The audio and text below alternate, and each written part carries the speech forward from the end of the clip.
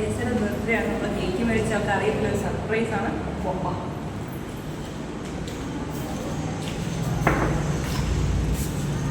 കുട്ടാ happy birthday.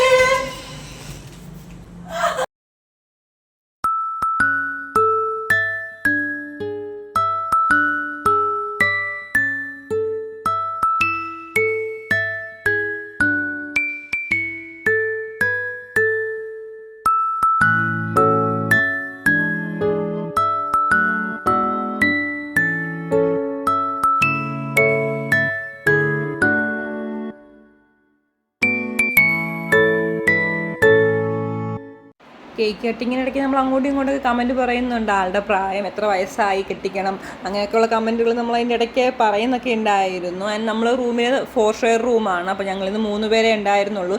Mainly ഞങ്ങളുടെ ആരുടെ birthday ആയാലും മുൻപ് നിൽക്കുന്ന ആളാണ്. എൻ്റെ സെയിം പേര് തന്നെയാണ് ആൾക്ക്, മഞ്ജന.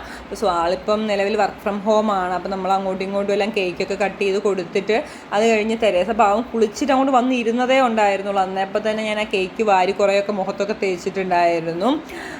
പിന്നെ അവൾ ഒന്നും പറഞ്ഞില്ല, എന്ത് പറ്റിയെന്ന് എനിക്കറിയില്ല. പക്ഷെ അവൾ ഹാപ്പി ആയിരുന്നു. സോ ആ ഒരു എക്സൈറ്റ്മെൻ്റ് ഒക്കെ ആളുടെ മുഖത്തുണ്ടായിരുന്നു.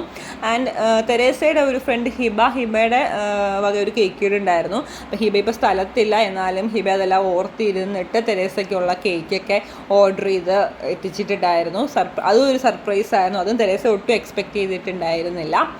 സോ നമ്മളുടെ ബർത്ത്ഡേ വിശേഷങ്ങളിൽ നിന്ന് അത്രയേ ഉള്ളൂ. അപ്പോൾ വീഡിയോസ് ഇഷ്ടമായെങ്കിൽ ലൈക്ക് ചെയ്യാനും സബ്സ്ക്രൈബ് ചെയ്യാനും മറക്കണ്ട.